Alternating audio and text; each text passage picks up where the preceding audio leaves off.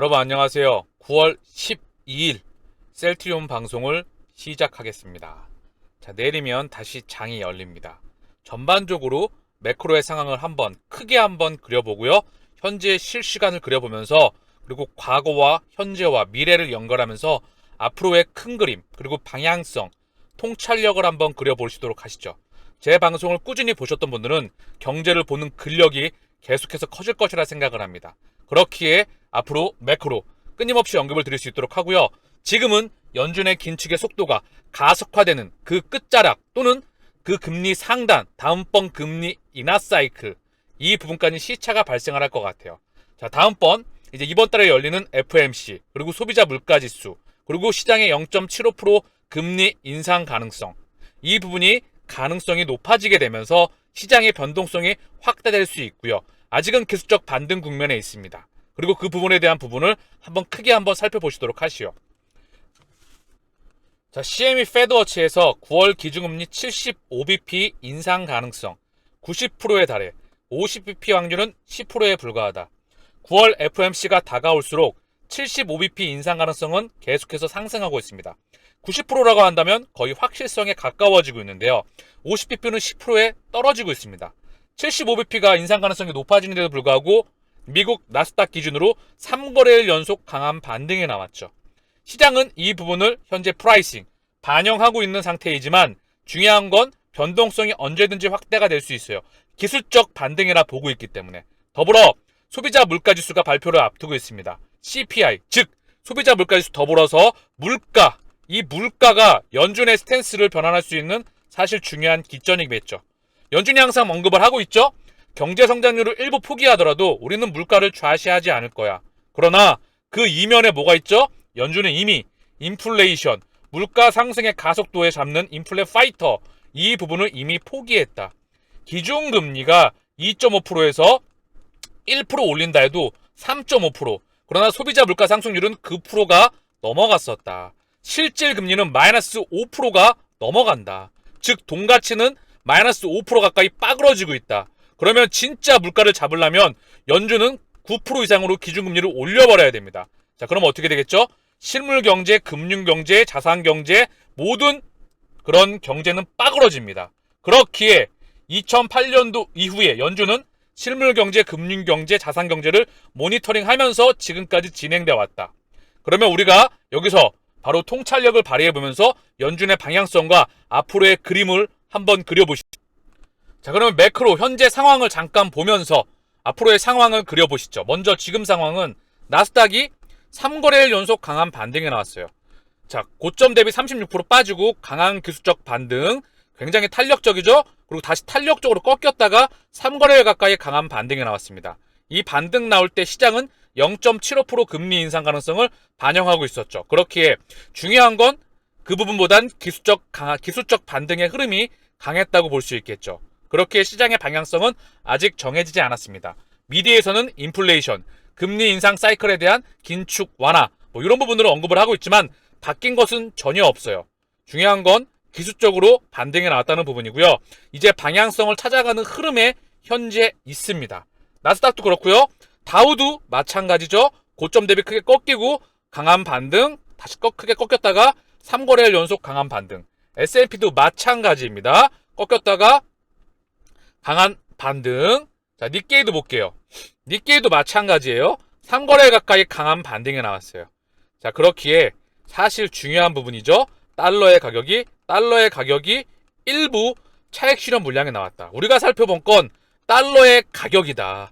이 달러의 가격을 누가 정하냐? 바로 미국의 연준이 스탠스에서 연준 FOMC에서 정합니다. 자, 연준 FOMC에서 스탠스가 정해지기 위해선 물가가 중요하다. 그쵸? 첫 번째. 그리고 경제 성장률과 실물 경제, 얘네들이 받아줘야 된다. 만약에 큰 폭의 역성장이 나오면 연준도 좌시할 수는 없습니다. 이 부분을.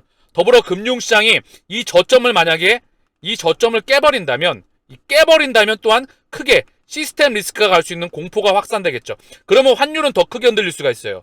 그러면 연준은 또한 스탠스가 바뀔 수가 있겠죠. 이전까지는 방향성을 찾아가는 과정이다. 현재 매크로는 그렇게 정리할 수 있겠습니다. 유로도 마찬가지입니다. 유로도 현재 가장 매가리가 없긴 하지만 반등이 좀 나왔어요. 그쵸? 상해도 마찬가지 반등이 살짝 나와 있는 상황입니다. 그래서 현재 시장 상황은 반도체, 빅테크 기준으로 보게 되면 빅테크 또한 반등이 나와 있죠. 그러나 매가리가 그렇게 크진 않아요. 왜냐하면 기술주이기 때문에 금리, 이런 폭에 대해서 금리가 높게 인상되게 되면 고금리에 있어서는 성장주가 살짝 불리할 수는 있겠죠. 이론상으로. 그러나 사실 이 매크로를 정리해보면 모든 파고는, 모든 소나기와 폭풍은 결국은 실적이 폭발 쪽으로 성장하는 그런 기업들은 잠깐 멈췄다가 매크로가 진정되면 다시 나갈 수밖에 없는 게 시장의 흐름입니다. 이런 부분들 때문에 우리는 멘탈을 관리하고 전 세계 그림들을 같이 그려 나갈 수가 있는 거예요. 자, 그리고 이제는 미래를 예측해 봐야 되겠죠. 연준의 변화된 스탠스와 180도 바뀌어진 과거에 달라지는 경제 공식. 제가 많이 보여드렸던 연준의 자산, 대차대조표, 연준의 재무상태표, 대차대조표, 자산입니다. 자산이 뭐가 있죠? 연준의 자산은 미국 국채와 그리고 MBS라고 하는 주택, 모기지, 저당, 증권을 포함한 다양한 자산들이 있는데요. 그중에 연준의 자산이 2008년도 이전에는 1조 달러가 안 됐어요. 그러나 미국발 금융위기 이후 금융에 대한 리스크가 커지게 되면서 연준 자산은 무려 3차례의 양적 완에 이어서 4.5조 플러스 마이너스 알파, 여기서 QT, 양적 긴축을 진행하게 됩니다. QE의 반대말이죠. 양적 완화의 반대말인 양적 긴축. 달러 찍어드렸던 걸 수거하겠다. 근데 많이 못 줄였어요. 찔끔 줄이고 다시 한번 코로나 2020년 팬데믹 때 폭발적으로 기울기가 가속화가 되면서 8.8조 달러에 이르는 천문학적인 달러가 찍혀나가게 되면서 연준의 자산이 엄청나게 증가했어요. 그리고 이거를 다시 줄인다고 하는 거죠. 케이스 바이 케이스로. 그러나 금리 인상 속도도 가속화가 되었죠. 그리고 자산을 줄여나가긴 할 겁니다. 그 줄어나가는 기울기가 많이 크진 않을 것 같아요. 줄일 수 있었다고 한다면 이때도 많이 줄였을 겁니다. 그러나 지금도 상황이 그다지 경제 성장률이 좋지가 못하죠. 그렇기에 제 생각은 많이 줄여나가지 못한다. 줄여나가다가 어느 기준점인가 다시 한번 제로금리, 양적 완화와 연준의 자산은 다시 늘어날 수밖에 없다. 더불어 다음번 금리 인하 사이클과 더불어서 부양착, 통화 부양책이 나오게 되면 양적 완화를 능가하게 되는 질적 완화까지 가리라 저는 보고 있습니다. 그렇기에 연준의 자산은 엄청나게 늘어나는 속도가 계속 늘어나게 될 것입니다. 이게 사실 큰 그림에서 그려나가는 부분이겠죠. 자, 앞으로 다가오는 1년에서 3년의 그림이에요. 자, 그 이상 2년 기준점으로 해서 플러스 마이너스 알파, 3년 기준점으로 플러스 마이너스 알파라고 보고 있고요. 왜 그러냐? 통화 사이클이, 연준이 긴축 통화 사이클과 완화 사이클을 보게 되면 2008년도부터 2018년도에 제로금리와 금리 인하 사이클, 금리 인상 사이클이 다 끝났던 게 10년이었거든요. 지금은 3년이다. 3년 기준점으로 플러스 마이너스 알파이다. 자, 그렇기에 연준의 자산은 다시 늘어나리라 보고 있다. 자, 그러면 지금으로 한번 이 기준점으로 대입을 해보시죠. 자, 보면 2008년도 이후에 약간의 박스권을 지나고 나서 그 다음에 폭발적으로 상승하다가 연준의 금리 인하의 큰 사이클, 그리고 코로나 팬데믹 때, 그리고 다시 한번 연준의 자산, 그리고 지금의 긴축 사이클에 와 있는 부분이죠. 자, 보이시죠? 요게 사실은 2008년도 이전에는요, 부채를 한번 꺼트려 줬어야 돼요. 그게 기업 부채이건, 가계 부채이건, 정부 부채이건, 금융기관의 부채이건, 한 번은 꺼주고 다시 경제를 다시 한번 리셋시키고 나서 다시 한번 성장을 돌렸어야 되는데, 지금은 부채를 끌어안고 가는 시기에 있다. 유럽은 정부 부채, 재정 위기가, 유럽발 재정 위기는 아직까지 연장성상에 있습니다. 피그스, 포르투갈, 스페인, 이탈리아, 그리고 그리스, 아일랜드. 자, 이런 부분들에 대해서 특히 그리스 같은 경우에는, 이탈리아 같은 부분, 스페인 같은 경우에는 너무나 해결되지 않고 끌어가고 있죠. 일본 정부 부채 압도적입니다. 미국 정부 부채 사상 최대이죠. 한국은 가계부채, 중국은 금융기관의 부채와 그리고 기업의 부채, 그림자 금융이 너무나 과도하게 많이 있죠. 그 부분을 끄고 가야 되는데, 그래야 경제가 건강해지는데, 지금은 이때도 코로나 팬데믹 때도 마찬가지였어요. 이때도 끄고 갔어야 되는데 시스템 리스크로 갈 것 같더니 그냥 천문학적인 양적 완화와 함께 엄청난 유동성이 들어오게 되죠. 과거와는 다른 모습입니다. 그리고 지금의 모습이에요. 그리고 나서 거래량이 훅 줄었죠. 수도꼭지를 잠그니까 거꾸로 준 거예요. 자, 이제 다음번 우리는 사이클을 기다려야 된다. 그러나 시간이 다소 걸릴 듯 보입니다. 그 전에 시장은 방향성을 찾는 과정에 있을 것이라 생각합니다. 자, 즉 정리하면 셀트리온은 매크로의 모든 파고에 의해서 영향을 받겠지만 결국은 뚫고 나간다. 이 부분을 잊지 마시고요. 매크로는 제가 끊임없이 언급을 해드릴게요. 이렇게 언급을 유가, 금리, 환율, 그리고 그래프 차트, 그리고 통화정책과 각가지 매크로로 경제 방향을 그려나가면서 할 수 있는 분야, 전문가가 저는 그다지 이 세상에 많지 않다고 생각합니다. 부족하지만 최선을 다해서 동행하겠습니다. 저 또한 끊임없는 연구와 분석을 통해서. 자, 매크로의 총 중심은 뭐자? 다시 한번 달러의 가격이다. 기술적 3거래일 연속 가까이 반등이 나왔던 부분은 나스닥 기준으로 달러의 가격이 일부 차익 실현 물량이 나왔기 때문이다. 자, 그리고 10년에 이 달러의 강력한 초강세, 킹강세, 슈팅 나왔던 이 부분이 바로 돌려줘야, 되돌림이 나와야 실물 경제와 금융 경제와 자산 시장에 반등이 나올 수 있다. 이 달러의 가격이 꺾여 나가기 위해선 물가가 중요하다. 더불어 그래야 FOMC에서 달러의 가격 스탠스에, FOMC 스탠스에 변화가 일어날 수가 있다. 자, 쉽죠? 정리를 이렇게 할 수가 있겠습니다. 자, 그리고 오늘 셀트리온 종목별 증권사 상위 창구예요. 6월 1일부터 9월 12일까지입니다. 자, 보면 모건 스탠리가 1위예요. 자, 얘가 대량 차구죠. 얘가 떠나가고 있다. 석 달 기준이죠. 300만 주 가까이 들어왔었어요. 자, 그리고 매도 1위는 키움 창구입니다. 키움에서 개인에서 외국계로 넘어가고 있다. 1위, 2위, 3위, 4위, 5위, 6위, 7위 모두가 다 외국계예요. 대단하죠? 여기에 모건 스탠리와 메릴린치는 전주 공매도 중심 몸통 창구이다. 일로 넘어가고 있다. 모건 스탠리, UBS, JP모건, 메릴린치, 시티만, 골드만. JP모건하고 골드만 계속 최근에 왔다 갔다 하죠. 신한하고 더불어서 얘네는 물량도 얼마 없지만 왔다 갔다 하면서 수급을 통해서 가격을 누르고 있는 부분입니다. 예전 같진 못해요. 그러나 자, 맥거리 다이아도 있지만 중요한 건 모건 스탠리와 그리고 메릴린치의 흐름을 지켜봐야 됩니다. 자, 더불어서 큰 흐름을 보시라는 거예요. 셀트리온은 이전과 100% 다른 부분이 실적, 숫자를 찍는 부분이 가시권에 들어와 있다. 제품의 임상 3상에 들어가는 파이프라인과 제품화, 실제 3상을 넘어서 시장에 출시되는 제품의 가치들, 그리고 직판을 통해서 이런 부분들을 통해서 기업 가치와 실적, 매출액, 영업이익, 순이익이 급증하고 그 가시권에 들어와 있고 단기 순이익이 증가하게 되면 대차 대조표, 재무상태표상에 바로 자산 옆에 있는 부채와 자본, 거기 자본란에 있는 이익 잉여금, 그 이익 잉여금의 단기 순이익이 꽂히기 때문에 자산은 증가할 수밖에 없습니다. 그러면 손익계산서가 증가하면 바로 재무상태표, 자산이 증가합니다. 대차대조표가. 그러면 현금 흐름, 창출 능력을 증가할 수밖에 없죠. 이걸 진정한 기업 내재 가치의 증가라고 합니다. 참고사항으로서 언급을 드리는데 당기순이익을 바로 분식회계를 쳐서 현금으로 안 받는 기업도 있어요. 현금 흐름 표상에 보게 되면 영업활동 현금 흐름에 또는 기초기말의 현금에 현금이 꽂혀있지가 않다. 그러면 상당히 이상한 겁니다. 그러나 이런 부식하는 기업들은 최근에 많이 없어지고 있긴 하죠. 중요한 건 참고사항으로 언급드릴 부분이고요. 영업활동 현금 흐름이 증가할 수밖에 없어요. 셀트리온 기준으로. 그러면 현금 흐름표, 손익계산서, 재무상태표가 자산, 그리고 이익, 현금 흐름 창출 능력이 늘어난다.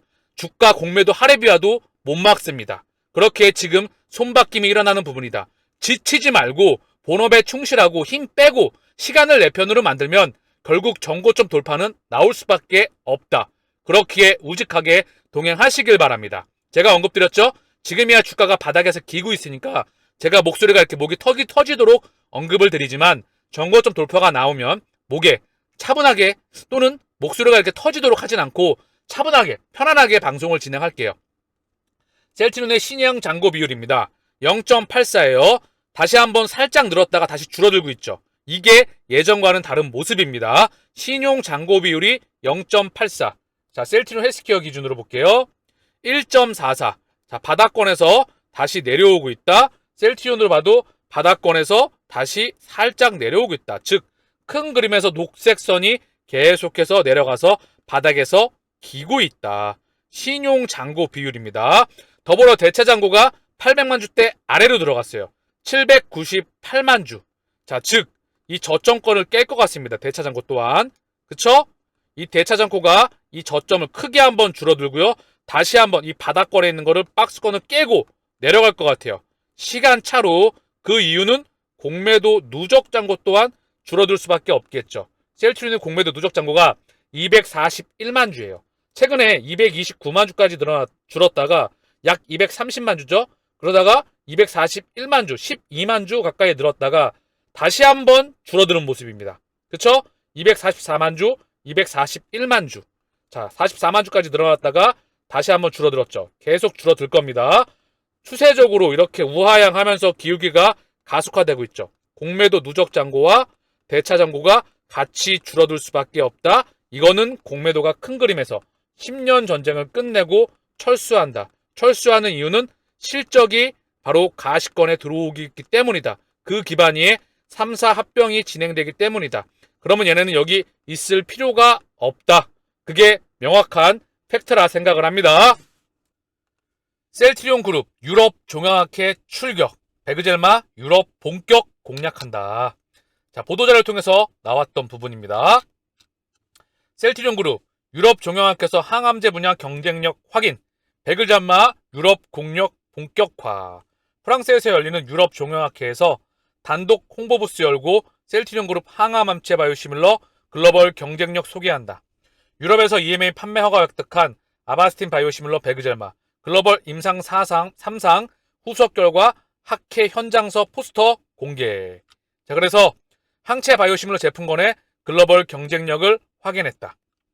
에스모는 유럽 최대 규모의 권위 있는 암학회로 올해 프랑스 현지와 온라인에서 동시에 진행됐다. 임상 3상 후속 결과를 12일 포스터로 공개한다. 혈액암 치료제 트룩시마, 유방암 위암 치료제 허주마에 이어서 베그젤마를 올해 하반기 유럽 시장에 선보일 예정이다. 글로벌 세 번째 항암 항체 바이오시밀러로 지난 8월 이시로부터 전이성 직결장암, 비소세포 폐암 등 아바스틴에 승인된 전체 적응증에 대한 판매 허가를 획득했다. 지난해 말 식약처와 FDA도 판매 허가 신청하고 연내 허가 획득을 기대하고 있다.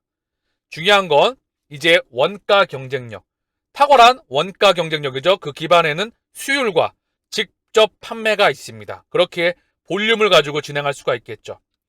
자, 그래서 헬스케어에 따르면 유럽 시장에서 트룩시마 26.5%의 점유율, 허주마 12.6%의 시장 점유율을 기록하며 유럽 시장에서 선도적인 입지를 구축하고 있다.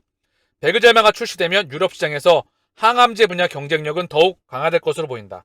자, 포트폴리오가 강화됐기 때문에 병원에서 또는 영업을 하기에 바스켓 또는 여러 가지 제품을 갖고 여러 가지 볼륨감을 가지고 바운더링 할 수 있는 부분이 커질 거라 생각을 합니다. 그래서 글로벌 시장 출시를 위한 특허 합의도 완료해서 전체 적응증 시장을 대상으로 조기 출시에 나설 계획이다. 그리고 유럽 시장에서 조기에 안착하고 남은 글로벌 허가도 차질 없이 진행되도록 최선을 다하겠다. 베그젤마의 임상 3상 후속 결과를 포스터로 공개하게 되었다.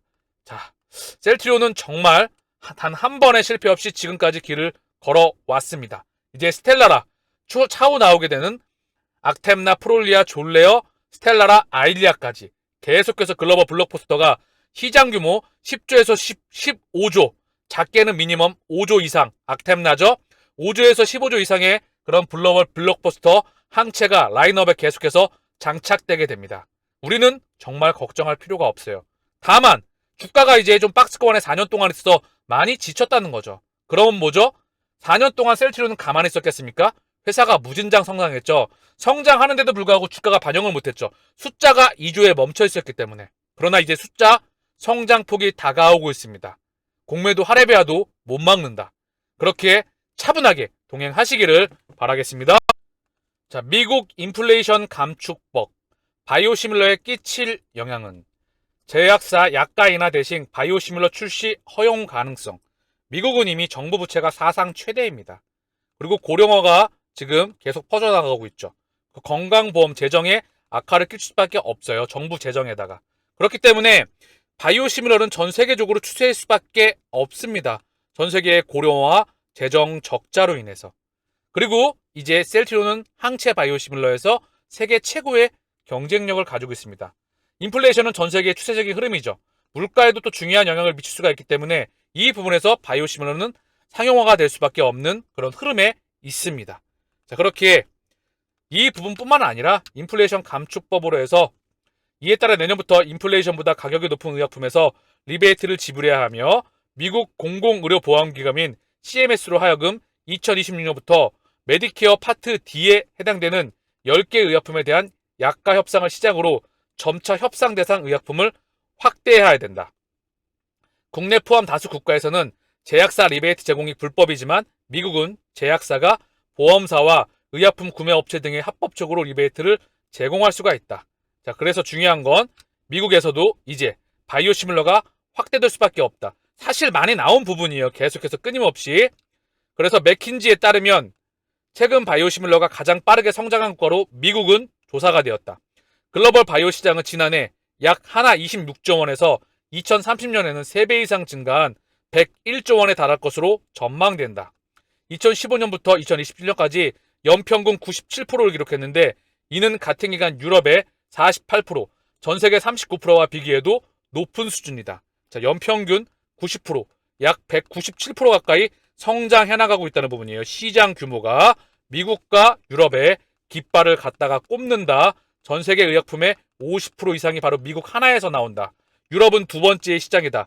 나머지 국가로 계속해서 뻗어 나가고 있는 부분입니다. 참고사항으로 이 기사 내용의 핵심이 뭐죠? 바이든 대통령이 서명한 인플레이션 감축법에는 처방약 가격 개혁 및 의료보험 보조금 연장 등의 내용 등이 포함됐다. 그래서 바이오시밀러, 이 바이오시밀러는 중요한 건 오리지널 바이오 의약품의 20%에서 30% 할인된 가격에 판매되는 바이오시밀러를 더 선호할 것으로 예상하고 있다. 인플레이션 감축법에 따라 약가 협상을 통해 약가를 대폭 인하하기보다 오리지널 바이오 의약품의 20%에서 30% 할인된 가격에 판매되는 바이오시밀러를 더 선호할 것으로 예상하고 있다. 이미 예전부터 큰 흐름에서 나오고 있는 대세를 거스를 수 없는 그런 부분입니다. 자, 제약바이오업계 CDMO 선점이 한 총성 없는 전쟁, 코로나19 팬데믹 영향, 신뢰 설비 갖춘 기업에 대한 수요 급증한다. 세계 최대 규모 가친 삼성바이오로스의 롯데 셀트리온 등 도정장. 자, 요 말 제가 조금 이따 언급을 좀 드리죠. 셀트리온이 삼성바이오로스에 도전장을 내민다. 자, 어쨌든 바이오 산업 성장의 CDMO 전망도 밝아 시장에 면밀히 접근해야. CMO와 CDMO. 자, 세포주를 가지고 있느냐 없느냐에 따라서 CMO. 세포주를 가지고 있으면 CDMO입니다. 자, 그래서 이 세포주를 가지고 여기서 나오는 항체가 대량으로 생산이 되겠죠?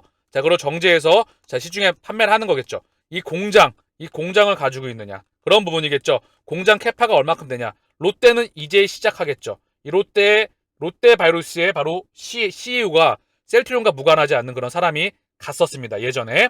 자, 더불어서 셀트리온은 이제 CMO 안 합니다. 돈 되는 것만 하죠. 그쵸? 아조비, 테바의 아조비. 즉 중요한 건 우리 제품 만들기에도 버겁고요. 우리는 바이오시밀러, 바이오베터, 신약. 자, 전반부와 후반부 신약 기초 후보물질, 그리고 생산, 연구, 임상, 허가, 판매, 그리고 직접 모든 부분을 총괄합니다. 그렇기에 앞으로 나갈 수 있는 부가가치와 볼륨과 그리고 당기순이익과 모든 부분에서 우리나라 국내 기업은 되는 부분이 없죠. 자, 그래서 싱가포르 론자, 우리는 CMO를 싱가포르 론자의 생산 규모 캐파를 갖고 있죠. 8만 리터. 중요한 건 이거는 그들끼리의 전반부와 후반부가 없는 공장 캐파, 대기업들이 참 많이 들어와요. 이 CMO에 롯데, 그리고 삼성. 자, 그 이유가 있겠죠. CMO부터 안전하게 뭔가 투자를 해서 자리를 잡으려고 하는 거겠죠. 아시아 최초의 동물 세양 배포 세양 설비는 바로 셀트리온이었습니다.